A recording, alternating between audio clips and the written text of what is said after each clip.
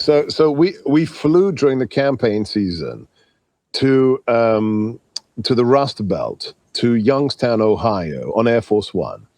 And first thing is we land on a military base. So there's no press there. He doesn't do this for plaudits or for, a photo opportunity. He gets off Air Force One, and before we get into the beast, before we get in the convoy, he gets off the plane and walks down. Now remember, he is a moderate germaphobe. He walks down every single outrider, every local Youngstown police officer who was on a motorbike, who was escorting our convoy. He shakes their hands and says, "Thank you for receiving us." Oh. Then we drive for 20 minutes. No, I mean, he loves our military, he loves our police. But the point of this story is we drive for about 20 minutes, and all we see, I mean, this is the Rust Belt. On the left-hand side for 20 minutes, disused steel mill after disused steel mill. Wow. And then on the right, modestly dressed families waving their little Stars and Stripes flag. We get to the stadium. He's in the back, glad handing the VIPs. I decide I'm going to go into the pit. I'm going to go on the floor. I'm taking selfies, giving autographs with, the people of Youngstown. And it was clear.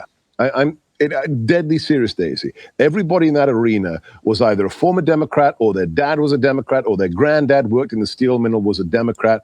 When he came out on stage, well, rather when Melania and he came out on stage, my boss couldn't start his speech for minutes because they were screaming, "USA, USA, drain the swamp." This is deep, deep Democrat working class, Youngstown, Ohio, Rust Belt America. It's like Reagan. It's like all the working class Democrats who saw this authentic love of America and voted for Reagan. It's exactly the same thing. And it's another reason why they detest him, because you know what it's like in your neck of the woods, in the Antipodes, whether it's in the UK or everywhere else.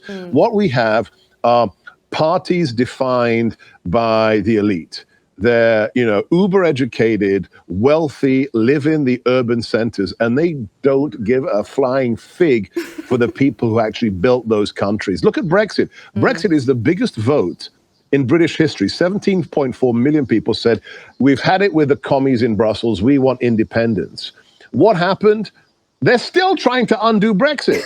The House of Lords, the House of Commons. I say, what? The people voted for independence? Screw the people. That's why we have this rise of populism, whether it's Orban, whether it's Modi, whether it's Meloni in Italy, whether it's Nigel Farage, or whether it's Donald Trump. The people are taking back their countries, and it is a glorious sight to behold.